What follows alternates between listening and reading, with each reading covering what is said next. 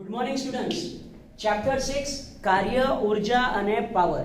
હા, અત્યાર સુધી આપણે ભણી ચૂક્યા ગતિ ઉર્જા એટલે શું, સ્થિતિ ઉર્જા એટલે શું, એમાં પણ ગુરુત્વીય સ્થિતિ ઉર્જા અને સ્થિતિસ્થાપકીય સ્થિતિ ઉર્જા ઉપરાંત આપણે એક નિયમ ભણ્યા હતા, યાંત્રિક ઉર્જા સંરક્ષણનો નિયમ. હા, યાંત્રિક ઉર્જા સંરક્ષણના નિયમને આધારિત એક સરસ ઉદાહરણ છે જે મોસ્ટ આઈએમપી ઉદાહરણ છે. ઓકે, કોઈ પણ ટીચર પેપર કાઢે આ ક્વેશ્ચન તો પૂછે, યાદ રાખજો. ઓકે, તો સી ક્વેશ્ચન શું છે, ઉદાહરણ 6.7 m દળનો એક દડો l લંબાઈની દળ રહિત દોરી વડે લટકાવ્યો છે. તેને નિમ્ન બિંદુ a પાસે સમક્ષિતિજ દિશામાં v0 વેગથી ગતિ આપવામાં આવે છે કે જેથી તે ઉર્ધ્વ સમતલમાં અર્ધવર્તુળાકાર માર્ગે જાય તથા ફક્ત મહત્તમ ઊંચાઈ આવેલા બિંદુ c પાસે દોરી ઢીલી પડે. તો v0 બિંદુઓ b અને c પાસેની ઝડપ અને b અને c પાસે ગતિ ઉર્જાનો ગુણોત્તર શોધો. ચલો હવે એક સ્ટેટમેન્ટ સમજીએ અને દોરી આપો.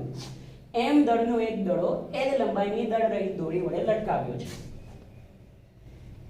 આ l લંબાઈની દોરી, આ m દળનો દડો, દોરી છે ની લંબાઈ l.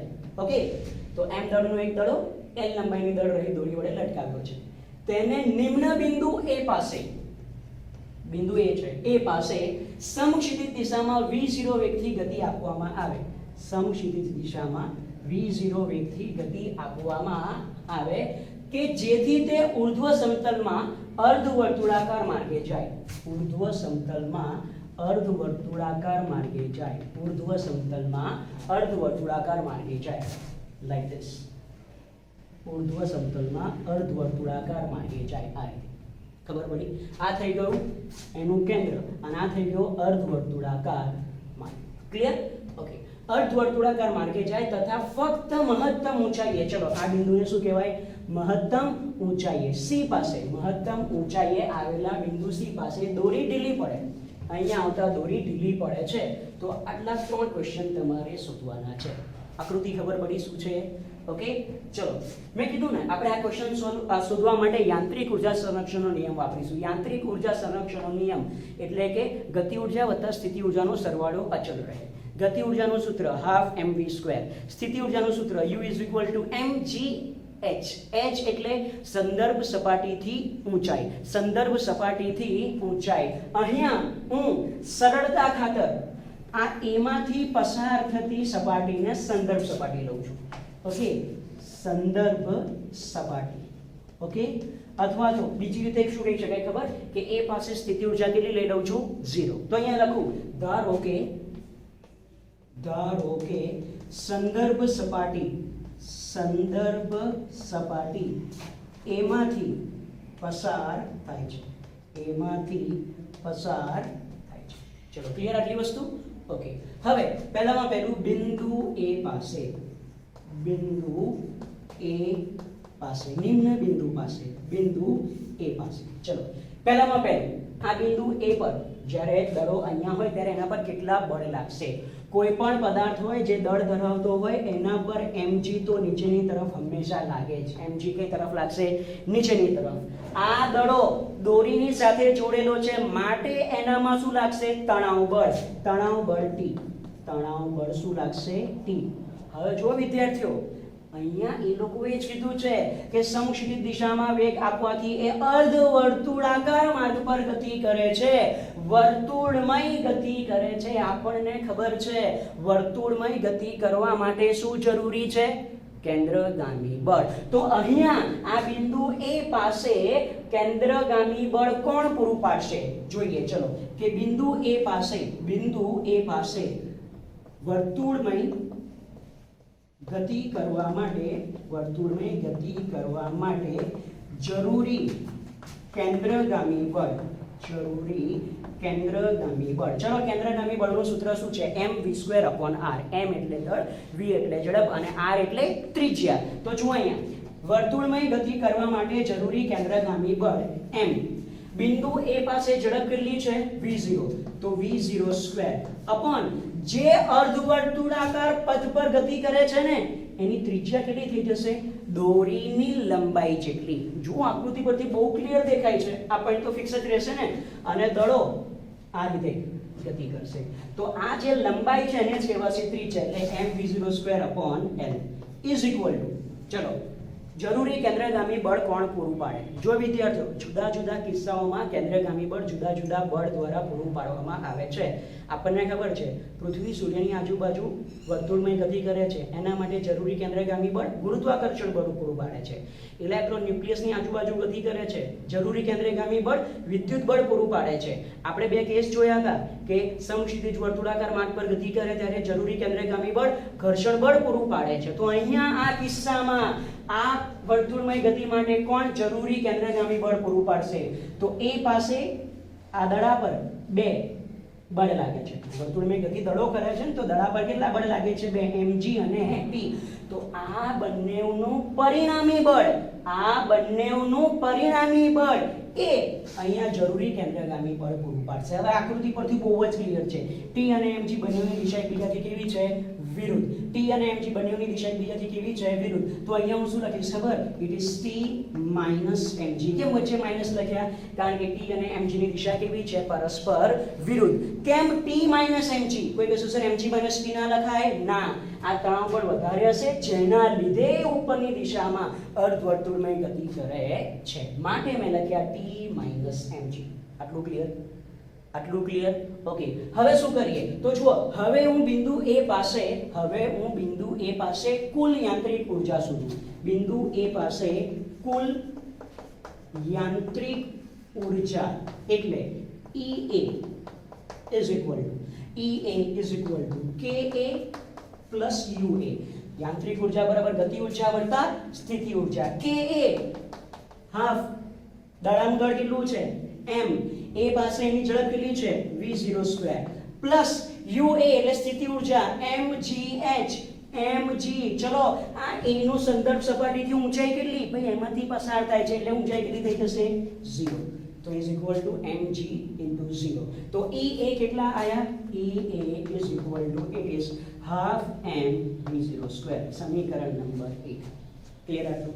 શું કર્યું મેં? બિંદુ A પાસે કુલ યાંત્રિક ઊર્જા શોધી. બિંદુ A પાસે કુલ યાંત્રિક ઊર્જા શોધી. હવે તમને કીધું છે કે એ ધીરે ધીરે ગતિ કરતો કરતો બિંદુ C પર જાય છે. તો હવે બિંદુ C માટે ઓકે, ચલો આપણે પહેલા બિંદુ C પાસે શોધ્યું હતું ને, હવે બિંદુ, ચલો અહીંયા ફરીથી ધારું છું કે અહીંયા આ દડાની ઝડપ છે vc. ધારો કે દડાની ઝડપ vc છે. ધારો કે દડાની ઝડપ vc છે. ઓકે, ચલો આ બિંદુ પાસે તમને કીધું છે કે દોરી ઢીલી થાય છે, કે દોરી ઢીલી પડતા યાદ રાખો ચેપ્ટર 5 માં મેં કીધું હતું કે દોરીમાં તણાવ ઉત્પન્ન ક્યારે થાય? જ્યારે એ ખેંચાયેલી અવસ્થામાં હોય, ટાઈટ હોય ત્યારે. દોરી ઢીલી હોય ઓકે ત્યારે એમાં કોઈ તણાવ ઉત્પન્ન થાય નહીં. માટે અહીંયા બિંદુ C પાસે દોરી ઢીલી પડે છે, માટે તણાવ બળ કેટલું થઈ જશે? 0. તો આ કેસમાં આ બિંદુ C પર માત્ર કયું બળ લાગશે? તો કે નીચે તરફ લાગતું વજન બળ mg. નીચે તરફ લાગતું વજન બળ mg. આટલું ક્લિયર? તો આ બિંદુ C પાસે એને જરૂરી કેન્દ્રગામી બળ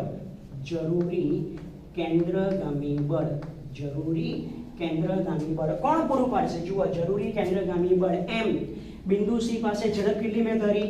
vc² અપોન વર્તુળાકાર પૃષ્ઠની ત્રિજ્યા તો l છે, તો m vc² upon l is equal to, હવે તો આ દડા પર માત્ર કેટલું બળ લાગે છે? એક જ mg. તો ઇટ ઇઝ mg. સિમ્પલ. ખબર પડી? ઓકે, તો ચલો આ m ગયા, તો vc² is equal to, it is gl. તો vc is equal to √gl. આ એક જવાબ મળી ગયો. જુઓ, 6 બીજા ક્વેશ્ચનમાં કીધો કે બિંદુઓ B અને C પાસેની ઝડપ શોધો. મને એક જવાબ મળી ગયો કે vc is equal to √gl. આટલું clear?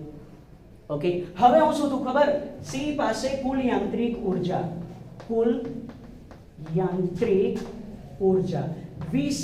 EC is equal to kc plus uc. kc C પાસે કુલ ગતિ ઊર્જા, uc C પાસે કુલ સ્થિતિ ઊર્જા. તો ચલો ગતિ ઊર્જાનું સૂત્ર half m vc². ખબર પડી ને? half m vc² plus uc એટલે કે mgh. હવે જો h ની કિંમત આ સંદર્ભ સપાટી છે, સી બિંદુ અહીંયા આવેલું છે એટલે આની અહીંયાથી આ ઊંચાઈ કેટલી થાય? બહુ જ ઈઝી છે. આ ત્રિજ્યા કેટલી? l. આને પણ ત્રિજ્યા જ કહેવાય ને, એટલે સંદર્ભ સપાટીથી એની ઊંચાઈ કેટલી થશે? 2l. તો આ થઈ ગયા 2l. Clear? Okay. Is equal to, હવે ધ્યાન રાખો શું કરવાનું છે. આ પદમાં આવે છે mg2l, આગળ આવે છે vc, પણ જો મેં vc ની એક કિંમત મેળવેલી છે. vc square is equal to gl. vc square is equal to gl ને અહીંયા મૂકી દો તો half m vc square is equal to gl. ખબર પડી? Plus here it is 2 mgl, here it is 2 mgl. Clear? કોઈ doubt? Okay. So is equal to 1/2 mgl plus 2 mgl લખી જશે 5/2 mgl. આ થઈ ગયા ઈસી, સમીકરણ નંબર 2. સમીકરણ નંબર 2. ક્લિયર આટલું? ઓકે.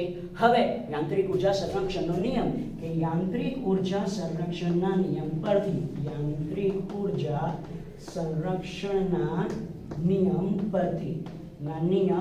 પરથી કોઈ પણ બિંદુ પાસે યાંત્રિક ઉર્જા તો કેવી રહેશે? અચળ. હું બિંદુ A પાસે યાંત્રિક ઉર્જા શોધું, બિંદુ C પાસે યાંત્રિક ઉર્જા શોધું, બંને કેવી હશે? સમાન. તો શું લખી શકાય? EA is equal to EC. EA આવી રહ્યા, કઈ ગયા? યસ, આવી રહ્યા. Half m v0 square, it is half m v0 square. EC કેટલા આયા? 5/2 mgl. 2 ગયા, 2 ગયા, m ગયા, m ગયા, તો v0 square is equal to 5gl. તો v0 is equal to √5gl. આ આવી ગયો પહેલો જવાબ. ક્લિયર? આ આવી ગયો પહેલો જવાબ. v0 is equal to √5gl. Okay. Okay, બે જવાબ મળી ગયા. v0 મળી ગયા, vc મળી ગયા. હજુ શોધવાના છે vb. vb કઈ રીતે શોધીએ? ચલો જુઓ અહીંયા. બિંદુ b પાસે ફરીથી હું કુલ યાંત્રિક ઉર્જા શોધું. કુલ યાંત્રિક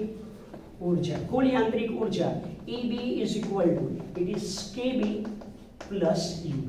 ચલો KB plus UB એટલે EB is equal to, આકૃતિમાં જુઓ. ચલો બિંદુ B અહીંયા આપેલું છે, બિંદુ B પાસે ઝડપ હું ધારું છું VB. તો ચલો ગતિ ઉર્જા શું લખાશે? Half m VB square plus સ્થિતિ ઉર્જા એટલે કે mgh. ચલો આન્સર આપો. આ B ની આ સંદર્ભ સપાટીથી ઊંચાઈ કેટલી કહેવાશે? l. ત્રિજ્યા જેટલી ને, તો એ કેટલા કહેવાશે? It is l. ક્લિયર? તો આ થઈ ગઈ બિંદુ B પાસે કુલ યાંત્રિક ઉર્જા. આને આપું છું સમીકરણ નંબર 3.